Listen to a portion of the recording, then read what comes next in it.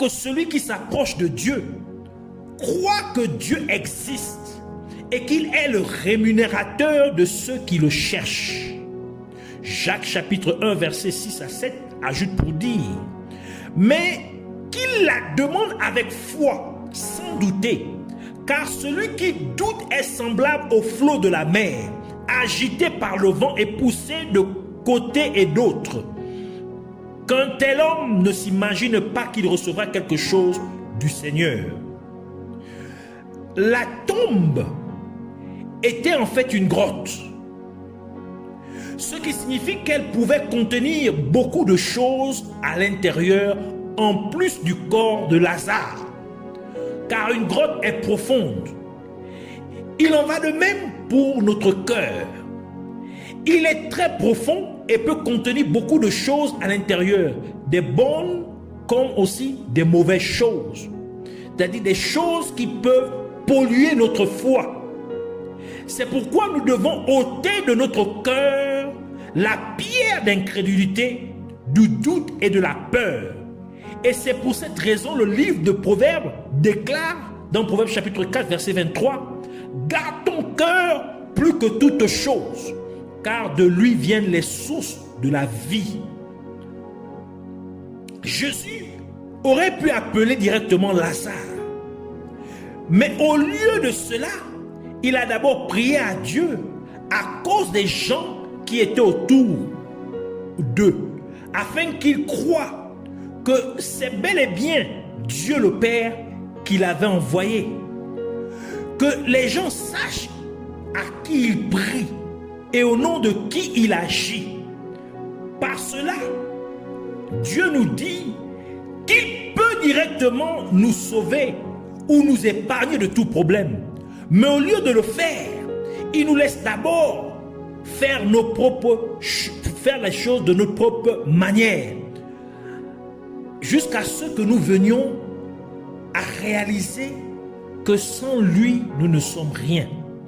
Jusqu'à ce que nous venions à chercher, à chercher sa face pour des réponses, pour des conseils, pour notre délivrance. Puis, il nous sauve ainsi.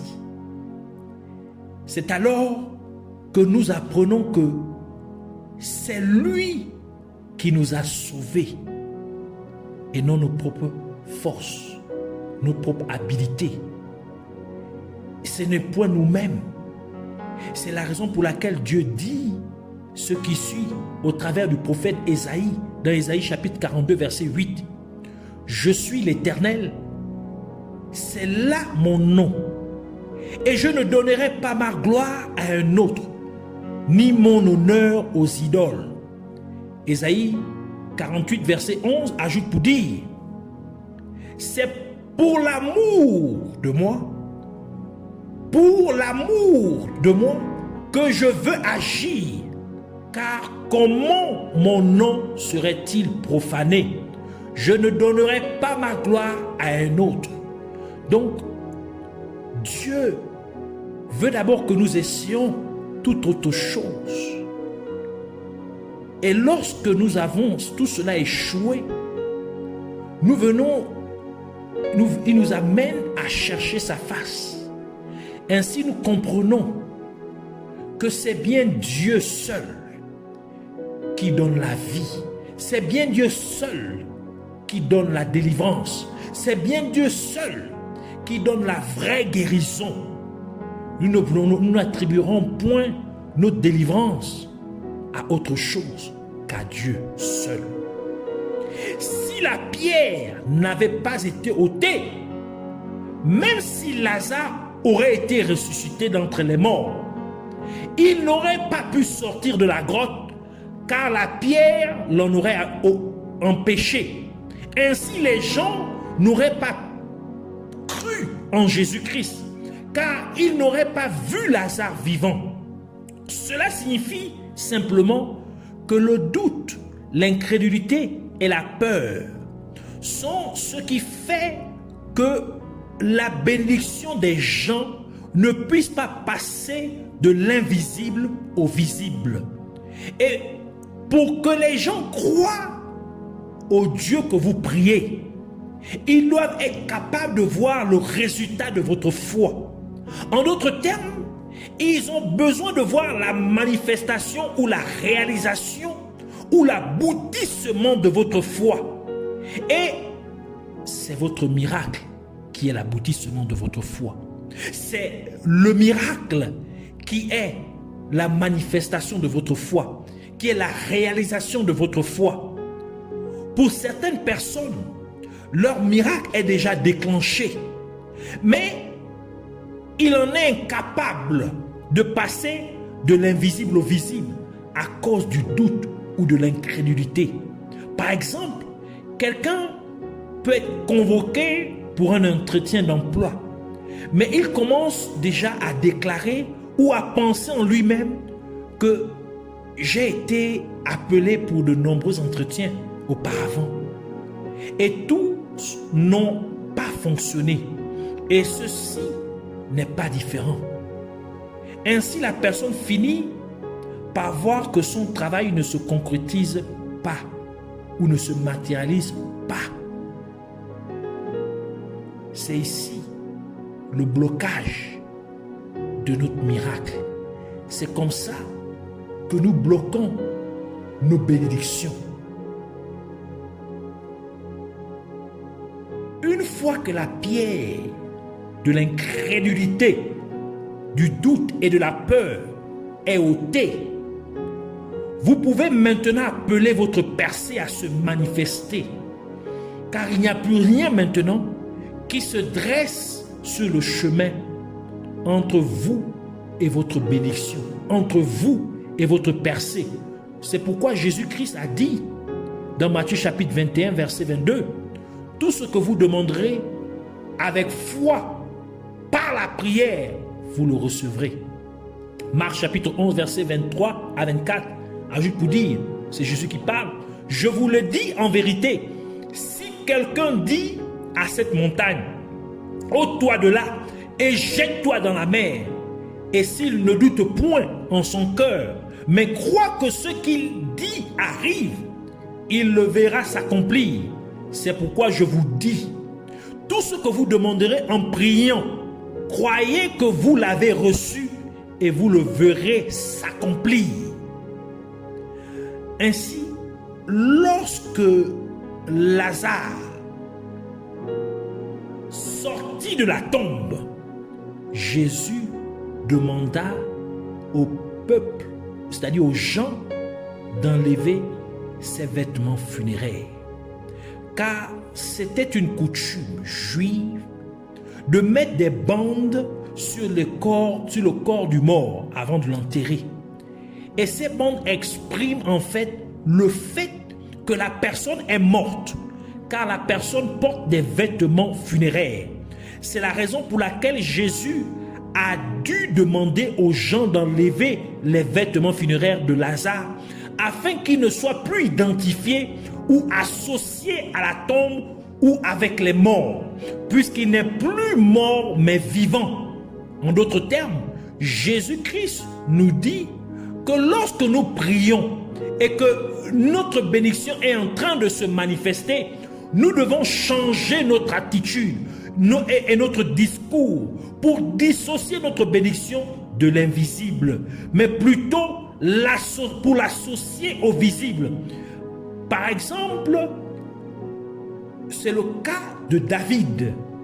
Lorsque David entendit Goliath menacer le peuple d'Israël, dans 1 Samuel chapitre 17 verset 26 à 30 qui dit, David dit aux hommes qui se trouvaient près de lui, « Que fera-t-on à celui qui tuera ce Philistin et qui ôtera l'opprobre du dessus d'Israël? Qui est donc ce Philistin, cet incirconcis, pour insulter l'armée du Dieu vivant? » Le peuple, répétant les mêmes choses, lui dit, « C'est ainsi que l'on fera à celui qui le tuera. » Eliab, son frère aîné, qui l'avait entendu parler à ses hommes, fut enflammé de colère contre David, et il dit, « Pourquoi es-tu descendu et à qui as-tu laissé ce peu de brebis dans le désert? Je connais ton orgueil et la malice de ton cœur. C'est pour voir la bataille que tu es descendu. David répondit, qu'ai-je donc fait? Ne puis-je pas parler ainsi? Et il se détourna de lui pour s'adresser à un autre et fit les mêmes questions. Le peuple lui répondit comme la première fois.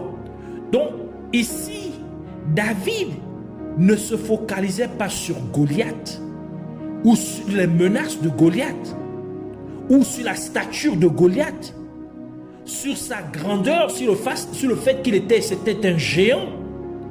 Non, mais David se focalisait sur la récompense qui devait être donnée à celui qui tuerait Goliath. Pourquoi David se focalisait sur la récompense? Tout simplement parce que David voyait déjà la victoire sur Goliath.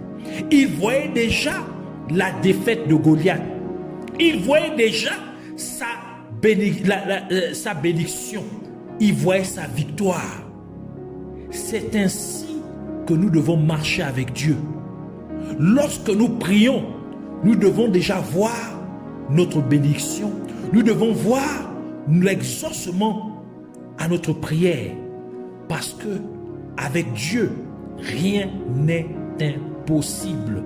C'est pourquoi Jésus dit, ne t'ai-je pas dit que si tu crois, tu verras la gloire de Dieu? Alors, ôte la pierre d'incrédulité, la pierre de doute, la pierre de la peur qui se trouve en ton miracle et toi.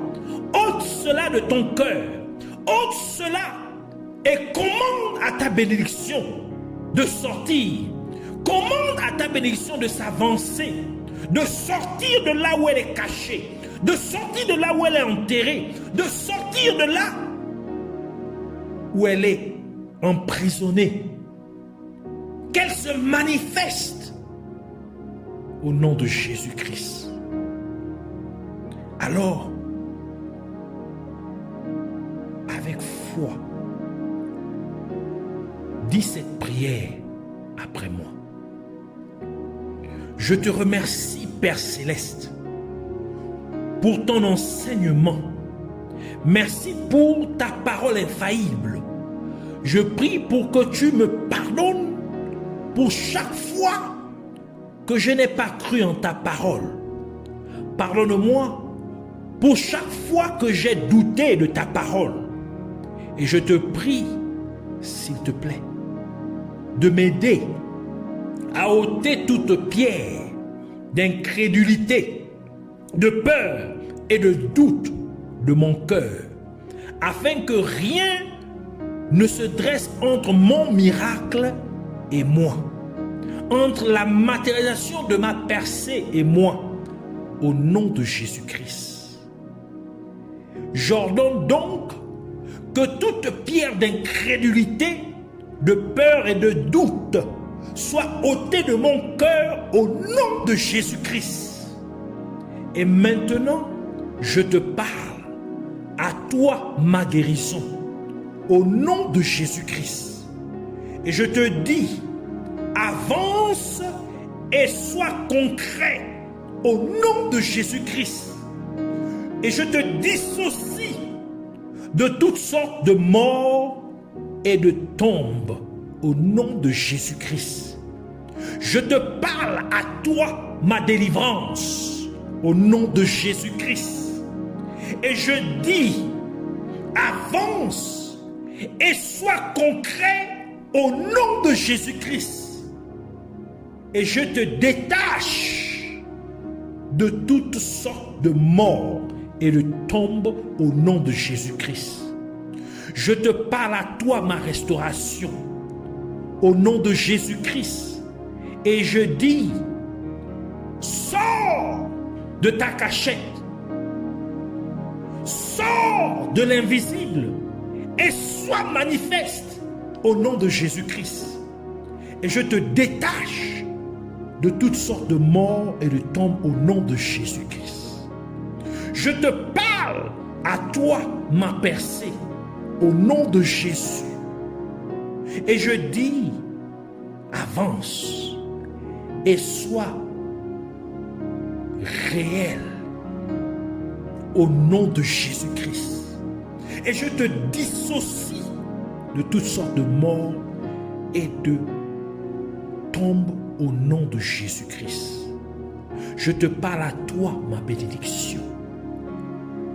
Et au nom de Jésus-Christ, je te dis, avance et sors de là où tu es enfermé au nom de Jésus-Christ.